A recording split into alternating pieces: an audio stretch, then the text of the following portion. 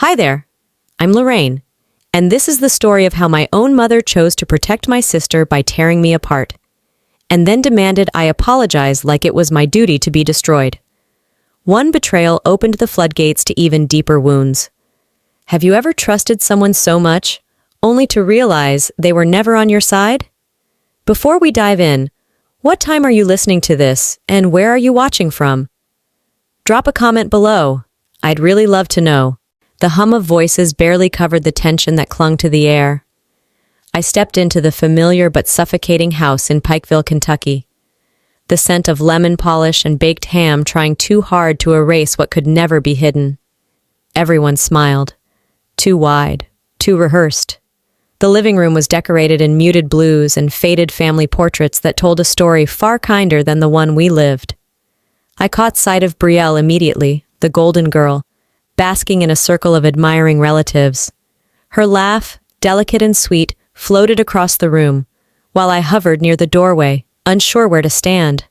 My chest tightened when I noticed the seating chart taped subtly near the dining room, my name missing from the main table. Pretending not to notice, I drifted toward the window, feeling the bite of winter light seeping through the frosted glass. It should have hurt less by now. It should have numbed into something manageable. But pain, like family, had a way of finding new ways to carve itself deeper. Somewhere between the clink of glasses and the false conversations, my mind slipped back. I remembered the day I overheard Karen, my mother by blood, a stranger by choice, leaning close to Aunt Marion, whispering words I wasn't supposed to hear. She accused me of hurting Brielle, of being unstable, of bringing shame to our family, not because it was true, but because Brielle needed saving, and I was easier to sacrifice. I was sacrificed on the altar of appearances, I thought now, blinking back the sudden sting in my eyes. I hadn't known it that day, but it marked the beginning of my silent erasure. Dinner was called. Everyone moved toward the long oak table, polished to a shine that couldn't distract from the cracks beneath the surface. I hesitated, but the current of movement swept me along. I found a seat at the very end, near the kitchen door, where the smell of detergent overpowered the food. Halfway through the meal, as laughter and meaningless chatter filled the room, Karen stood. She tapped her wine glass gently with a fork, the metallic ring slicing through the conversation. Every head turned. "I think," she said, voice syrupy sweet, "it would be healing if Lorraine said a few words to Brielle about past mistakes." The room stilled. Forks froze midair. I felt every eye turn toward me, each glance a blade. Brielle looked down, a perfect picture of wounded innocence. I wanted to laugh, or scream, or vanish. Instead I sat there, the porcelain of my plate suddenly fascinating. The crushing expectation pressed down, making it hard to breathe. My voice when it came was so small, I barely recognized it. "I'm sorry, Brielle," I said, each word scraping my throat raw. A murmur of approval rippled around the table. Karen smiled like a queen bestowing mercy. Brielle dabbed her eyes with a napkin she didn't need. And I swallowed my pride, my dignity, my truth, and forced down another bite of mashed potatoes that tasted like ashes. Later, after the dishes clattered into the sink and the laughter faded into the walls, I slipped upstairs. My room greeted me with its usual chill, the lone light bulb buzzing overhead. But something was different. The door, usually creaky, had been left ajar. A shiver ran down my spine, colder than the winter air outside. I stared at the crack of darkness, heart pounding louder than any noise in the house. Something was wrong. Something was coming. "I thought humiliation would be the worst part," I whispered into the stillness. I hadn't yet learned there's always something worse. The house had gone eerily silent, the kind of silence that didn't bring peace, but sharpened every sound. I closed my bedroom door behind me, pressing the latch softly, as if making too much noise might wake something lurking in the walls. The air inside felt different, like a breath held too long. My eyes skimmed across the room, books slightly shifted, my notebook not exactly where I had left it, a faint click behind the row of paperbacks on my shelf when I moved too close. Goosebumps lifted along my arms. Maybe it was just the weight of the night, the residue of humiliation clinging to me like a second skin. Maybe I was imagining things. But something inside me stirred, a deep-rooted instinct that refused to be soothed. I sat at my desk, tapping my fingers against the wood, pretending to study, pretending not to notice the way the corners of my room seemed more watchful than ever before. When my hand brushed against a particular book, the one I always kept second from the left, I felt it, a foreign edge tucked between the pages. Heart hammering, I pulled it free. A small black device, no bigger than a lipstick tube, nestled in my palm. My stomach dropped. My breath hitched. It wasn't enough to humiliate me at dinner. They needed to make sure I stayed humiliated behind closed doors, too. Flashbacks punched through me, conversations I thought were private, confessions whispered into the darkness that had come back to haunt me in Karen's cold smirks and Leon's disappointed sighs. They had always known what to say because they had been listening. If my own room wasn't safe, then nowhere was. I stood frozen, the device burning a hole into my palm. Part of me wanted to storm downstairs, to shove the evidence into Karen's face and demand an answer. But another part, the colder, smarter part, knew better. So instead, I carefully tucked the device back where I found it. I straightened the books. I made the bed. I smiled when I passed Karen in the hallway, her perfume sharp and suffocating in the narrow space. Later that night, after the house had settled into uneasy sleep, I slipped into the kitchen. Karen sat at the table, pretending to read a magazine. I dropped my water glass loudly on the counter, startling her, and caught the flicker of guilt before she masked it with a too smooth smile. "Everything okay, sweetie?" she cooed. I almost laughed. Almost. Instead, I mumbled something non-committal and headed back upstairs, feeling her gaze scorch my back the entire way.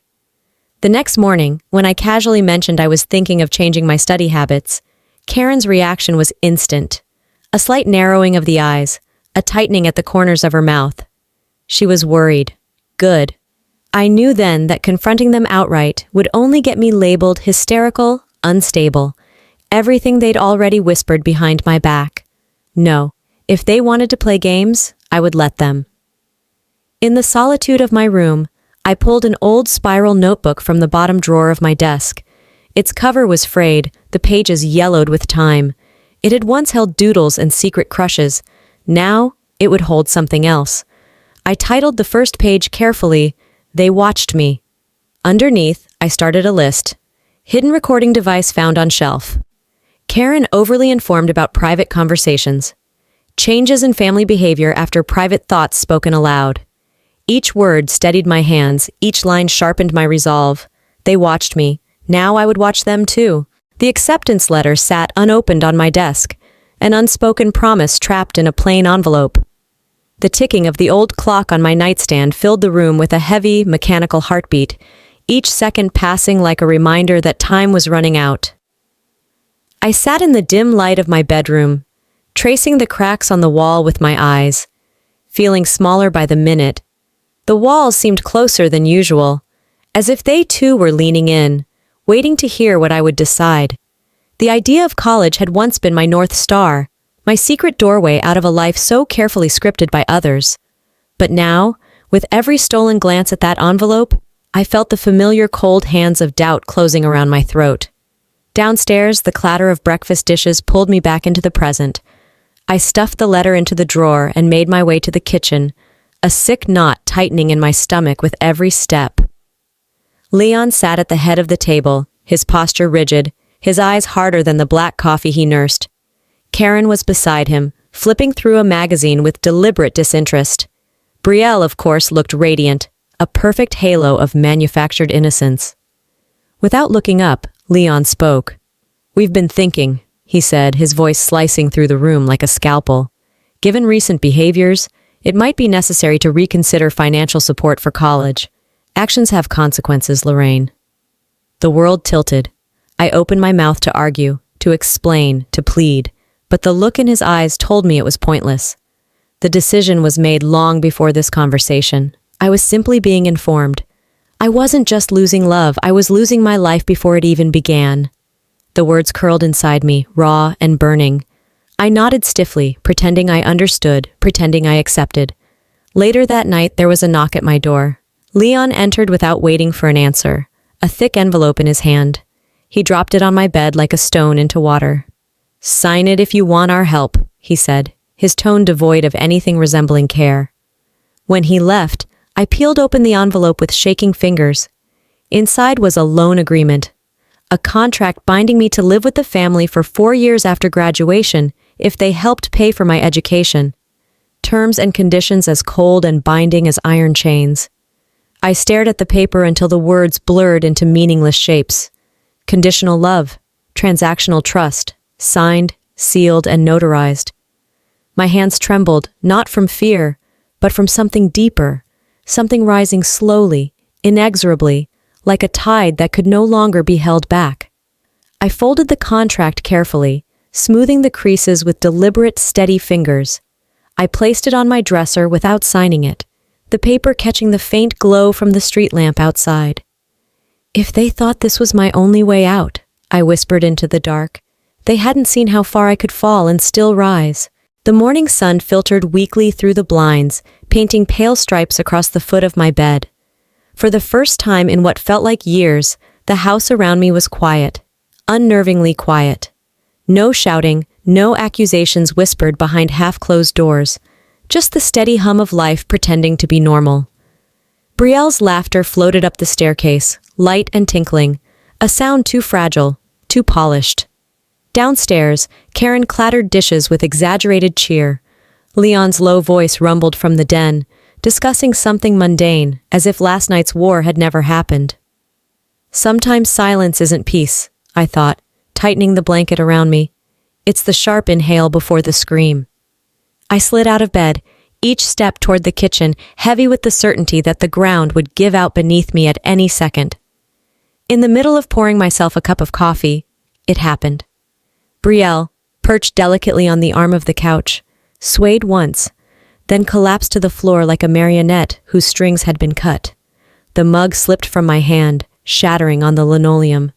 Gasps and shouts filled the air as the family rushed to her side. I froze, my heart lurching into my throat. Karen turned her head slowly toward me, her face a portrait of silent accusation. She didn't need to say anything. The blame filled the room like smoke, choking me. Maybe the stress was too much for her, Aunt June whispered, casting me a look thick with judgment. I opened my mouth, desperate to explain, to defend myself against the unspoken accusations swirling around me, but the words died before they could find air. There was nothing I could say that would matter here. Paramedics came. Sirens wailed down our sleepy street, drawing neighbors to their windows. And through it all, Brielle remained unconscious, her face an angelic mask of fragility. Hours later, at the hospital, she woke. Karen clutched her hand and Leon hovered nearby, all worry and tenderness. I lingered by the door, invisible as always. Brielle blinked up at them, her voice small and perfect. I don't remember anything, she whispered. A collective sigh of relief swept through the room, quickly followed by pointed glances in my direction. If she couldn't remember, there was no need to dredge up the past. No need to talk about betrayal or false accusations or ruined futures. Karen leaned close to me later, her voice a velvet dagger. She's trying to heal, Lorraine. Don't drag her back into darkness. It's time you moved on too. Moved on. Pretend none of it happened. Erase the bruises etched into my memory.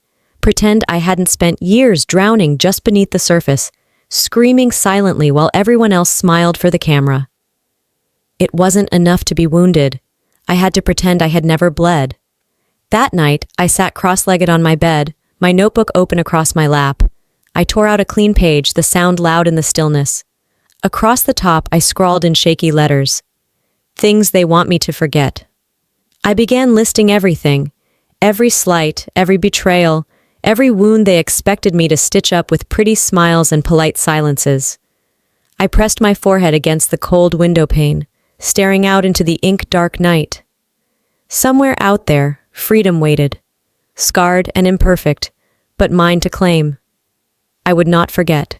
I sat at my desk, the glow of the computer screen painting pale light across my hands. My heart hammered against my ribs as I clicked into my email, fingers trembling ever so slightly. For a moment, hope was a fragile thing fluttering in my chest, daring to believe it might finally be my turn to breathe. The subject line stared back at me. Congratulations on your acceptance. For a heartbeat, everything inside me stilled. A breath I hadn't realized I'd been holding finally escaped, shaky and full of wonder. I could see it. The road stretching ahead. Out of Pikeville. Out of the house that had become my prison. Maybe this could be the first stone laid in my escape.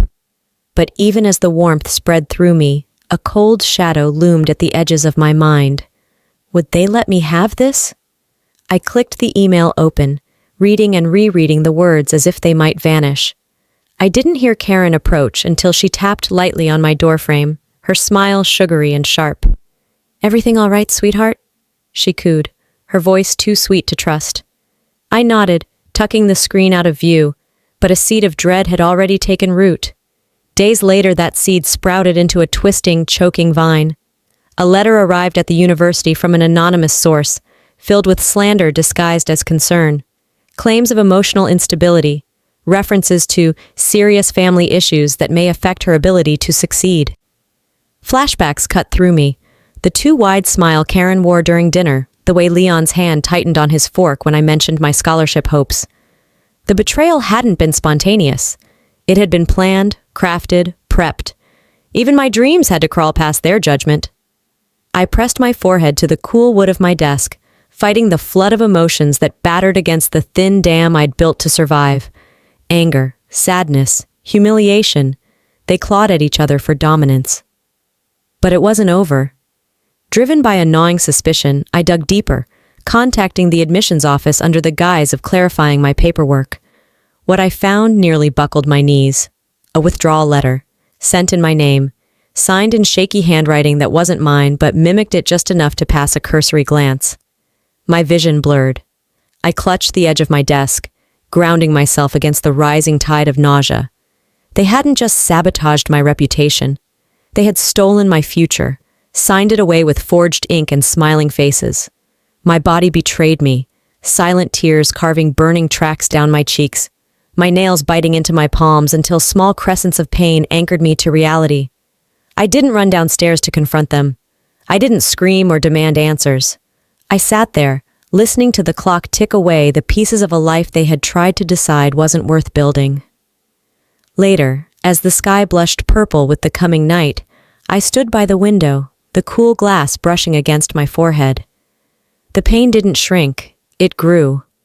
But beneath it, something else grew too. "If they've taken my path," I whispered to the empty room, "I'll make another." Somewhere deep inside, where they couldn't reach, the first roots of defiance broke ground. The betrayal lingered like a bad taste in my mouth, heavy and metallic. I kept seeing the forged withdrawal letter in my mind, the awkward slanted version of my signature mocking me from a crisp white page. It wasn't just my education they had stolen. It was every small belief I had ever clung to that maybe, somehow, love could survive this place. Silence had cost me everything so far. My dreams, my dignity, my sense of belonging. I knew now that silence would finish what betrayal had started if I let it. The invitation to the family meeting came disguised as a casual suggestion over breakfast. Karen, cheerful in a way that always meant knives hidden under smiles, said, "We just want to clear the air, honey." Leon nodded in agreement, his face unreadable behind his coffee mug. I spent the day building armor in my mind. I knew this wasn't about peace. It never had been. When I walked into the living room that evening, the air was so heavy I could hardly breathe. Leon sat at the head of the table, a thick manila envelope in front of him. Karen perched beside him, legs crossed, fingers tapping a slow rhythm against her wine glass. Leon slid the envelope across the table toward me. "For your protection, and ours," he said, as if that somehow made the bile rising in my throat less acidic. I opened it with careful fingers. Inside was a document titled Family Conduct Agreement, written in flowery language so cloying it almost masked the venom beneath. The clauses bound me to silence. No discussing family matters publicly, no misrepresentations of past events, no behaviors that could damage the family reputation. Failure to comply would result in legal action. This wasn't a home, it was a hostage negotiation. My vision blurred, but not from tears. Rage burned so hot and fast it turned everything momentarily white. I placed the document back on the table with deliberate slowness. "You'll need to sign before the end of the night," Leon said, his tone final. The threat hung unspoken between us, thickening the air. Karen smiled sweetly, resting her manicured hand over mine as if offering comfort. "It's just a formality, darling. We all have our parts to play." I pulled my hand away. Leon leaned forward, voice low and cold. "If you refuse," he said, "you'll leave us no choice. Defamation suits are ugly, Lorraine. Expensive. And don't think for a second that the family would side with you if it comes to that." For a moment, fear slammed into me so hard I almost folded. Almost. But something new had taken root inside me over the last few days, a quiet, growing refusal to be crushed any further. Without a word, I stood up. Karen's smile faltered. Leon narrowed his eyes. I picked up the contract, folded it neatly, and placed it back into the envelope. Then I laid it in the center of the table, as carefully as someone setting down a live grenade. "I'll think about it," I said, my voice steady, even as my hands shook slightly at my sides. I turned and walked out, my heart hammering against my ribs so loudly it filled my ears. I didn't look back. If speaking the truth made me an enemy, I thought as I climbed the stairs, each step feeling heavier but more certain, then maybe I had always been one. The house smelled like apple pie and fresh linen, and it made my skin crawl. The smiles were too easy, the greetings too smooth. Every conversation tiptoed around me, their words coated in honey but hiding splinters underneath. I could feel it, the tension humming in the air like static before a lightning strike. The way Leon's gaze lingered too long, the way Karen's laughter seemed brittle, sharp at the edges. And Brielle, sweet Brielle, clinging to Karen's side, her eyes darting away every time they met mine. Something was coming.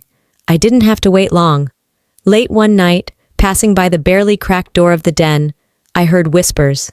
My name wrapped in silk and venom. "They'll believe it," Brielle hissed. "They always have," Karen replied. I pressed my back against the wall, heart pounding so loud it drowned out their words. But I didn't need to hear the rest. I knew the shape of betrayal now. It had a scent, a taste, a weight in the pit of my stomach. 3 days later, the first blow landed.